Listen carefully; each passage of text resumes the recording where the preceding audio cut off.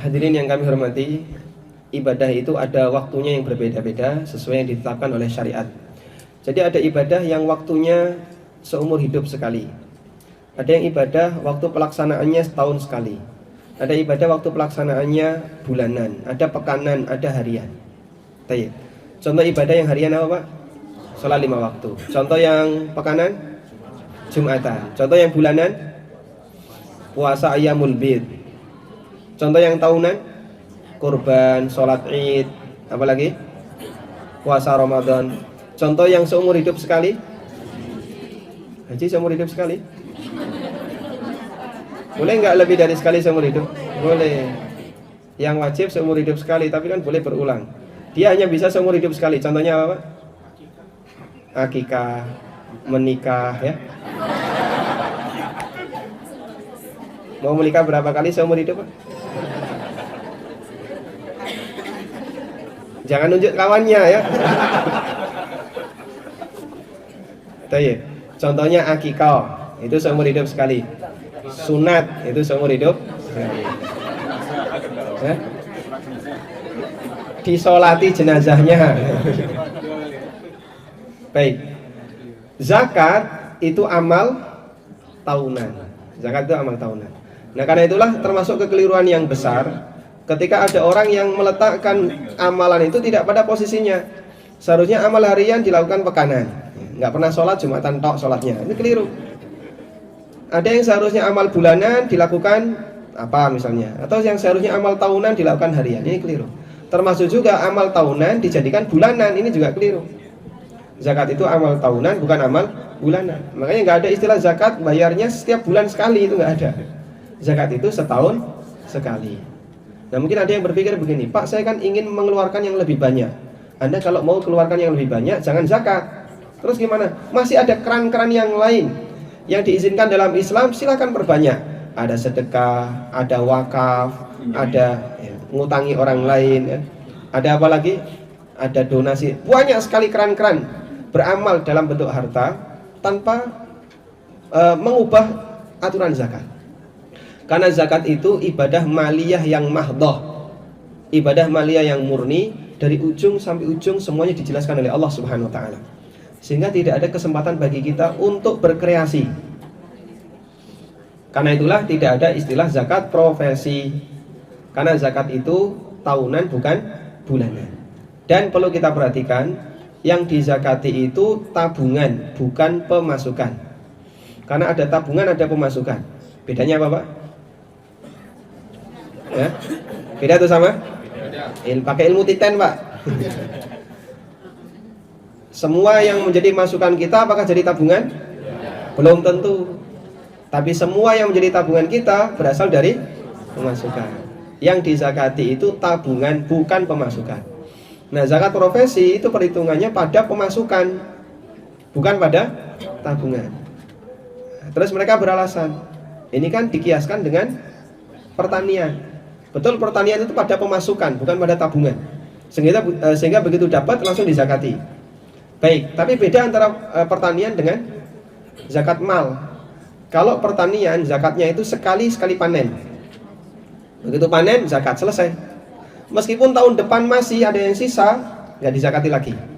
Ada orang punya sawah 1000 hektar, misalnya ya, panen 1000 ton, misal ya. Begitu panen langsung dibayarkan zakatnya. Tahun depan ya masih bertonton, bisa jadi tontonan. Dizakati lagi nggak? Nggak perlu. Kenapa? Zakat pertanian itu hanya sekali. Tapi kalau zakat mal, orang punya harta 1 M, tahun ini dizakati, tahun depan masih 1 M, dizakati nggak? Dizakati. Dia dizakati berulang setiap tahun. Makanya beda antara zakat pertanian dengan zakat mal.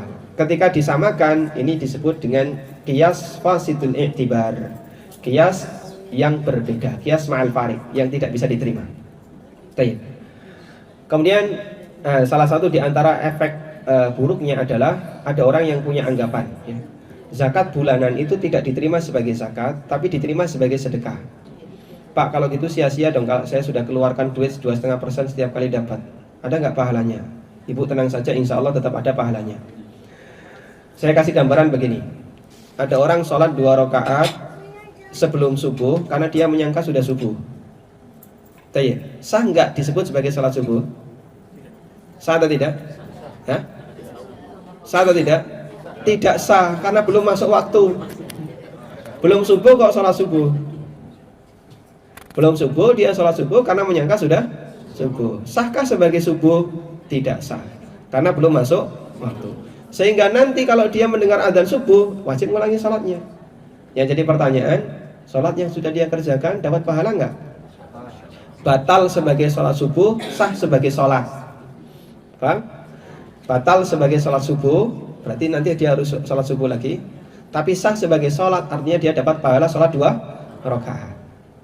Orang yang mengeluarkan 2,5% dari hartanya dengan niat zakat, padahal belum masuk waktunya, maka batal sebagai zakat, meskipun sah sebagai sedekah.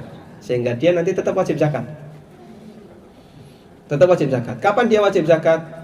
Ketika dia memiliki harta sebesar 1 nisab, ya. Dan sudah genap selama 1 haul, selama 1 tahun. Tapi apa yang sudah dia bayarkan nanti mendapatkan pahala sebagai sedekah jika dia niatkan ikhlas untuk Allah Subhanahu wa taala. Tapi nisab perak dengan emas sekarang udah jauh berbeda, Ustaz. Kita ikut yang mana, Ustaz? Nisab perak dan emas sudah jauh berbeda, kita ikut standar yang mana? Perak itu nisabnya 200 dirham. 1 dirham itu 2,9275 atau 9725.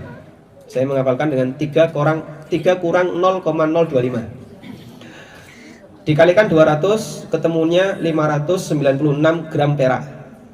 Kalau harga perak per gram itu kurang lebih 20.000 ya. Nanti bisa tanya ke mereka yang dari Jogja. Per gram 20.000 kalikan 595, maka ketemunya 11 juta, 5. Ketemunya kurang lebih 11 juta. Itu nisab perak. Kalau nisab emas kemarin sudah kita sampaikan 43 juta. Baik. Terus pakai acuan yang mana, emas atau perak? Ulama beda pendapat. Pendapat pertama mengatakan menggunakan acuan yang lebih murah. Dan ini pendapat jumhur ulama kontemporer, termasuk yang dipilih oleh Lajnah Daimah, dengan alasan ini yang lebih menguntungkan bagi fakir miskin. Kenapa? Karena yang wajib zakat semakin banyak. Berarti nanti nilai zakat akan semakin besar. Kemudian pendapat yang kedua mengatakan nisab itu kembali kepada emas. Kenapa? Karena dia standar kekayaan. Dan zakat itu dibayar dari siapa? Orang kaya kepada orang yang miskin. Dibayarkan dari orang kaya kepada orang yang miskin. Berarti kembalikan kepada nisab emas. Baik. Di tempat kita, bukan di Qatar ya. Kalau di Qatar miskin sekali ini. Orang punya tabungan 11 juta. Kaya atau miskin? Hah? Belum kaya. Hah? Itu anaknya sakit sekali, entek. Anaknya sakit sekali kan udah habis duit segitu. Dipakai beli motor sekali habis, Pak. Berarti ini belum bisa diukur sebagai atau belum bisa dijadikan sebagai standar orang kaya. Karena itu orang ini belum wajib zakat. Karena itulah kembalikan kepada nisab yang lebih tinggi, yaitu 43 juta. Nah, ini pendapat yang lebih kuat, bahwasanya nisab uang itu kembali kepada emas dan bukan perak. Wallahu a'lam. Gimana, Pak? Menerima zakat itu miskin. Tidak, atau bedakan ini ya, ada wajib zakat dan bukan wajib zakat. Orang yang wajib zakat adalah mereka yang punya harta yang punya tabungan 43 juta dan tersimpan selama setahun. Statusnya muzaki. Baik. Ada orang yang di bawah itu, dia tidak punya tabungan senilai itu. Apakah dia menerima zakat? Jawabannya belum tentu. Karena orang yang tidak wajib zakat belum tentu miskin. Jadi ada miskin, ada antara miskin dan muzaki. Ya, ini yang nggak boleh menerima zakat. Terus ada muzaki atasnya. Ini kalau kita lihat dari sisi neraca keuangannya, bisa dibedakan di sini.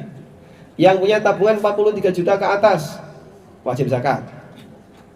Yang tidak punya tabungan 43 juta ke atas belum tentu dapat zakat. Dilihat dulu dia miskin atau tidak. Nah kalau dia di bawah garis miskin, nah ini yang dizakati. Jadi zakat itu lompat.